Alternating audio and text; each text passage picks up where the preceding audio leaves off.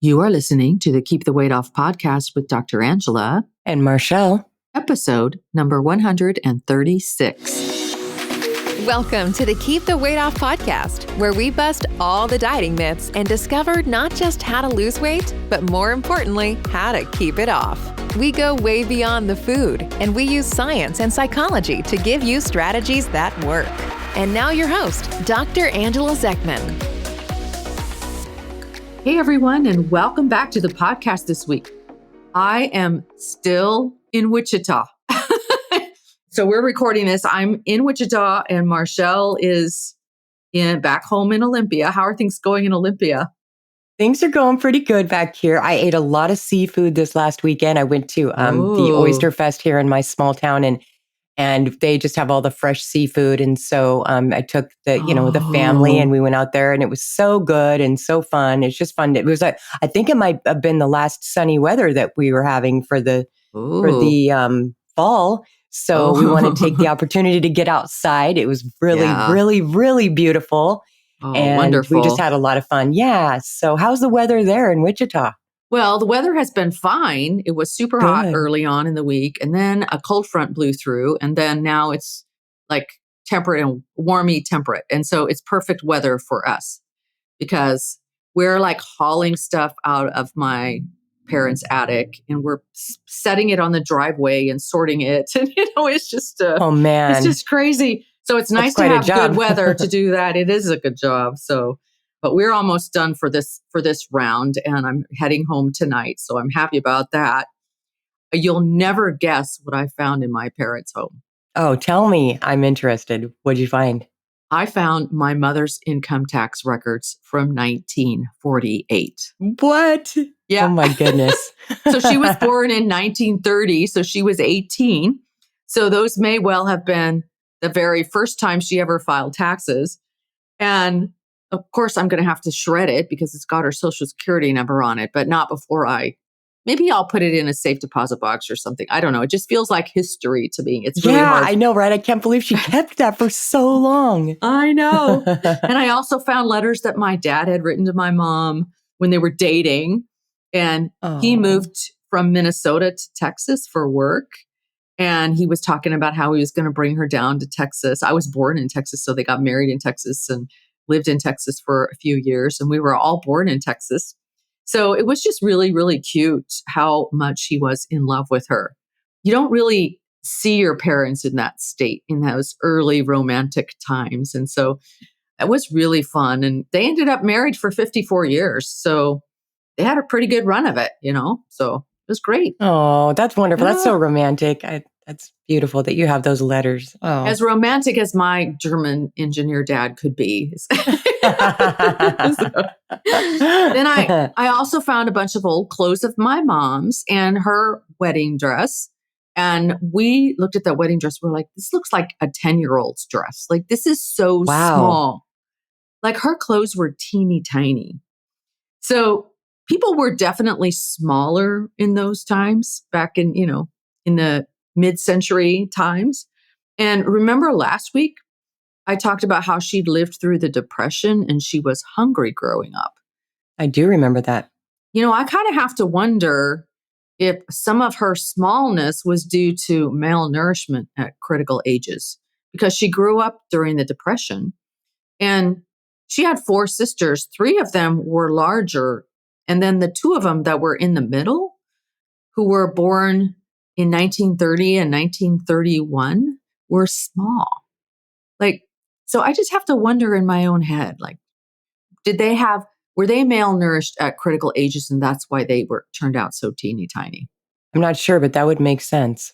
Yeah.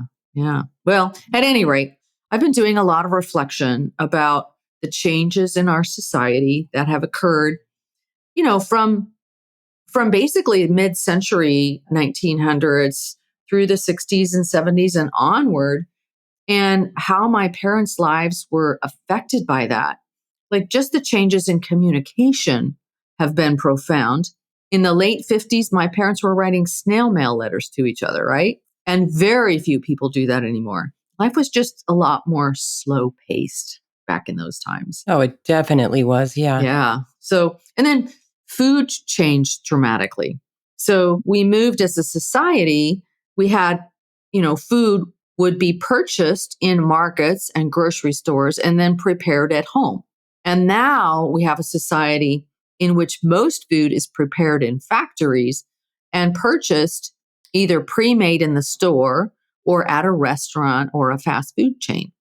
So it's as if no one knows how to cook anymore.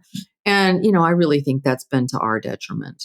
Yeah, the one word that comes to my mind when you're talking about this is instant.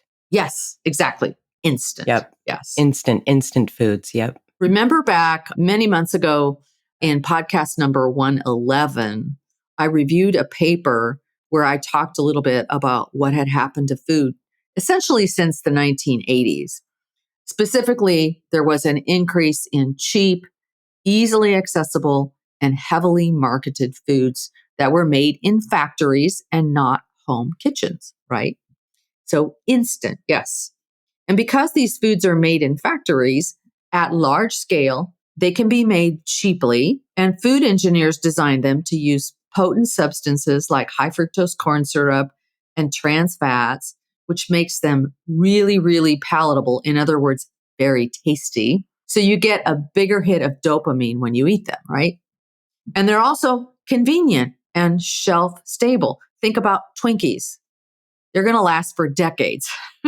I know, that's a scary thought. I know. I saw something on social media where somebody had purchased a McDonald's cheeseburger and stuck it in a closet. Yep, I saw that. And 10 years later. Yep. And it was still perfectly fine. You wouldn't eat it, but yep, it looked exactly the same. It hadn't spoiled at all. So these foods are fresh. They're ready to eat. They've got additives in them. They've got flavorants in them like MSG, and they've got guar gum in them that makes them really enhances the texture of the food. So it's enhanced food. And then these foods are subject to insane marketing campaigns that create positive associations with the food and brand loyalty with the food, oftentimes starting at a really young age. So you can create brand loyalty in a child, right? So how many of us had our favorite breakfast cereals as kids? Do you remember? That's what I was just thinking of was breakfast cereal. Yep. I had mine. Yep. Yeah. What was yours? Fruit Loops. Fruit Loops. Yep. I liked Frosted Flakes or Cinnamon Toast Crunch. Yeah, it's still stuck with me. I mean, if I go in and someone asks me what I would want, I think I would just go right back to what I wanted as a kid, just not even thinking about it. Exactly. Yeah, it's very, very stuck deep down into your mind when you're addicted to some kind of a sugary cereal, I think. Yeah, at that young age, it's really profound. So, as I was thinking about my mom, like these foods were not available to my mom when she was growing up. So my parents' family was farmers and they made all their food from scratch, right? So that's a big difference. But even so, it was interesting because I was talking with my brother last night, and he reminded me that mother used to call unprocessed food plain food. And she would say, you have to eat your plain food before you can have your dessert, right? I love that plain food. I completely forgotten, it's plain food. So the plain food is not enough. I'm not saying plain as in PLANE in the sky. I'm using the word plain, meaning not fancy, right? So we were talking about FOMO last week, meaning the fear of missing out. And so eating normal food, meaning the plain unprocessed stuff, is not enough. So we need to add all the extra sugar and the saturated fats and the flavorants and the addictive substances to the foods. So it's more exciting and pleasurable and not just plain food anymore. That's how this has happened. Yeah, I think, another way to look at it too is, and I totally get what you're saying, but I feel like I hear from our patients a lot. I mean, every day. And this is even my story as well, especially like when my kids were, doing sports, and we just did a podcast about that. Is, people feel like they're always rushed. And even though they want to eat whole foods, because we all want to eat healthy, I don't think anybody would choose if they had the choice. which I always say, if I had a personal trainer and I had a chef, my life would be perfect. Yeah.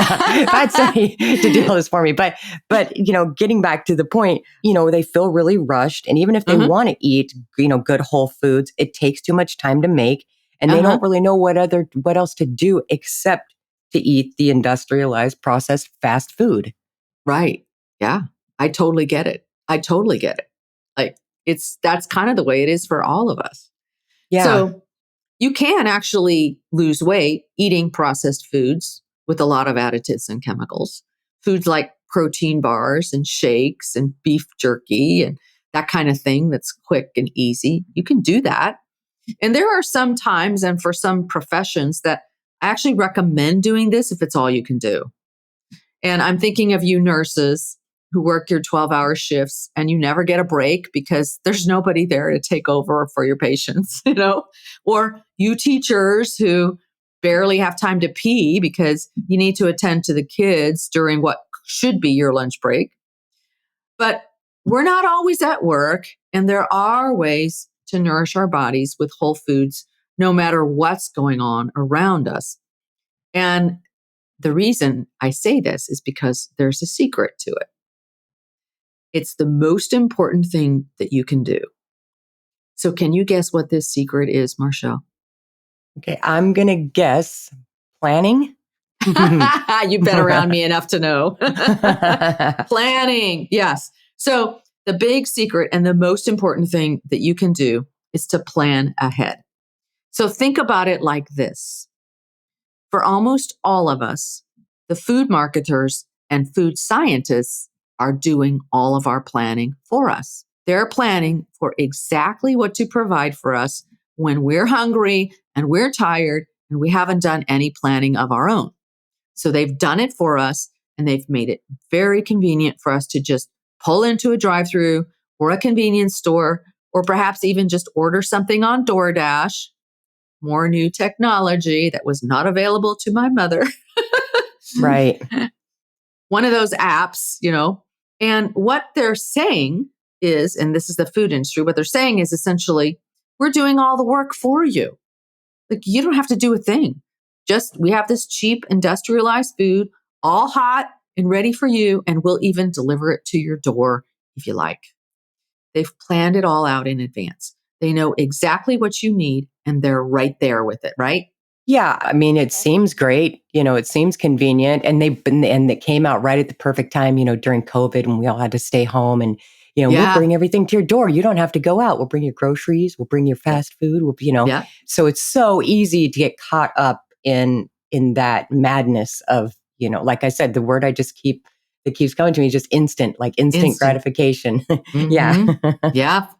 Well, unfortunately, the food marketers don't really have your best interest at heart. They have their best interest at heart, or the best interest of their stockholders, whatever the case may be. So here's the way I think about it. The most important thing that you can do if you want to be a healthy, vibrant person is to take some of that power back. Don't let them do the planning for you. You do the planning for you. So pretend you're a food marketer for yourself. So think about how your life goes. If you had your best interest at heart and you wanted a delicious meal that was ready to go, what would you create for yourself? What would you create for your breakfast? What would you make for your lunches? How about your dinners? Like, could you have a rotating menu that you used so you would have some variety? I think the more you can put all of this on autopilot, the better. Does that make sense? Yes.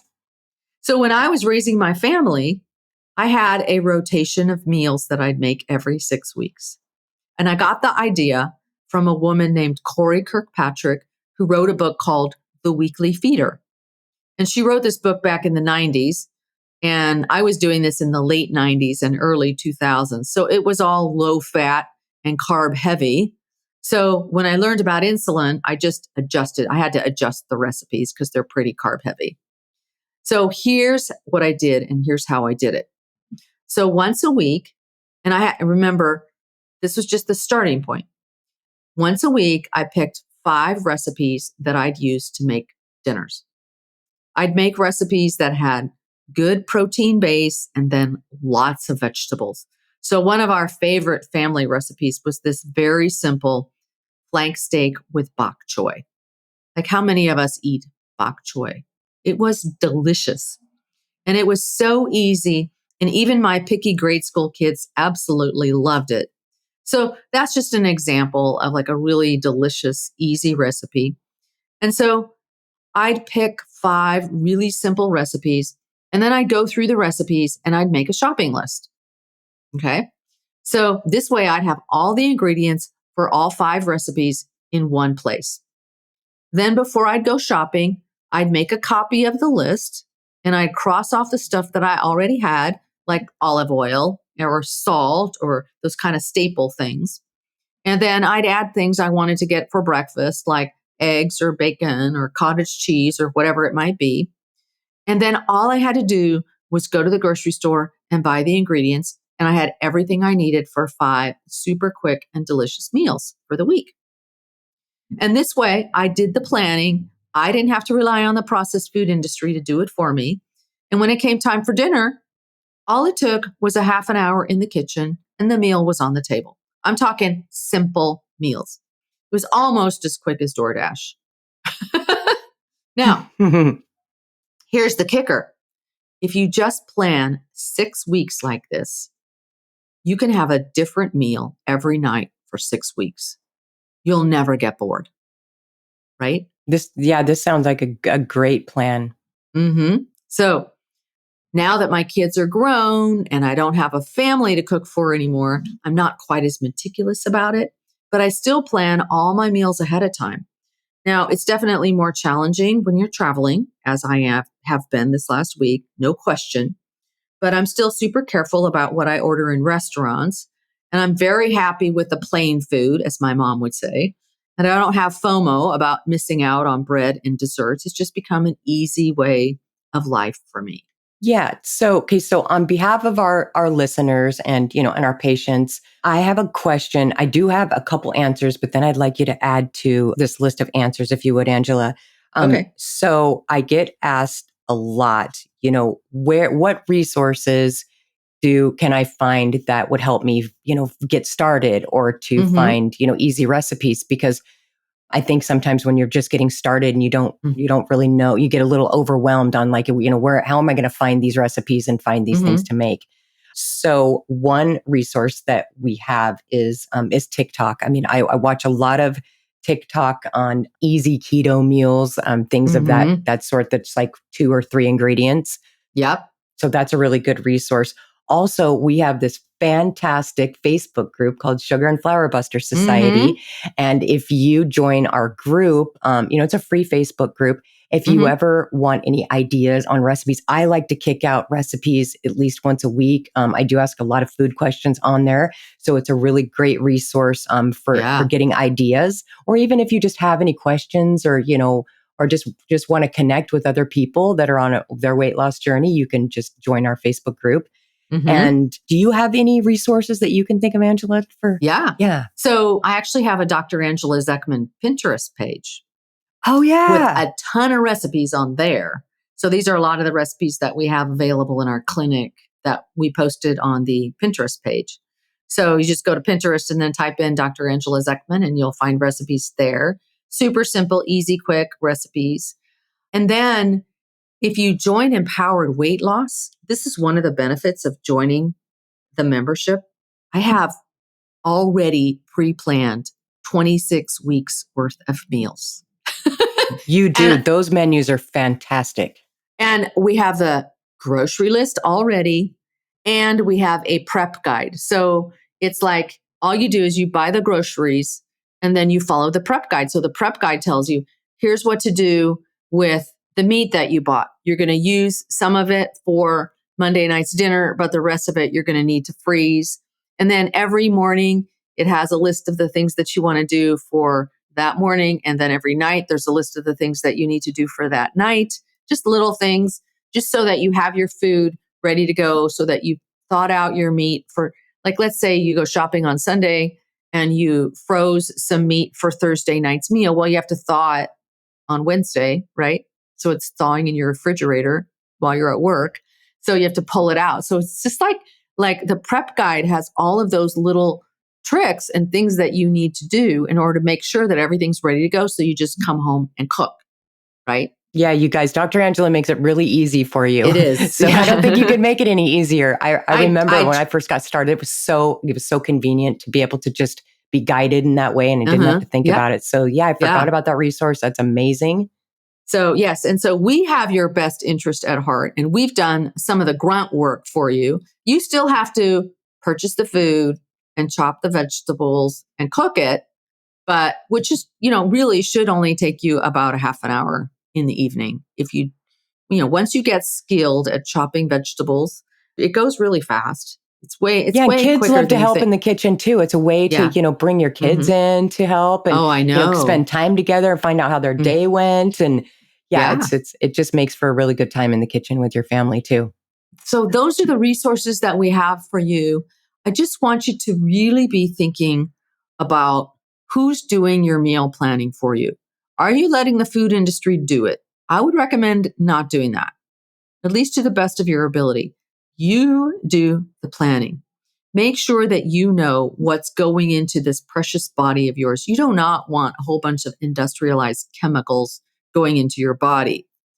See what you can do to start your own weekly feeder plan. And then remember, if you want to join us in Empowered Weight Loss, you get 26 weeks worth of menus all pre-planned. And that's worth the price of membership just for that. But you get so much more in Empowered Weight Loss. So join us at journeybeyondweightloss.com/yes if you're interested there. So do you have anything else to add, Marchelle? No, thanks. Okay, I think we are good. So take care, everyone, and we will see you next week. Bye now. All right. Goodbye, everybody. Hey, if you really want to lose weight and keep it off for good, your next step is to sign up for Dr. Angela's free weight loss course, where you're going to learn everything you need to get started on your weight loss journey the right way. Just head over to journeybeyondweightloss.com/free course to sign up. Also, it would be awesome if you could take a few moments and write a review on iTunes. Thanks, and we'll see you in Journey Beyond Weight Loss.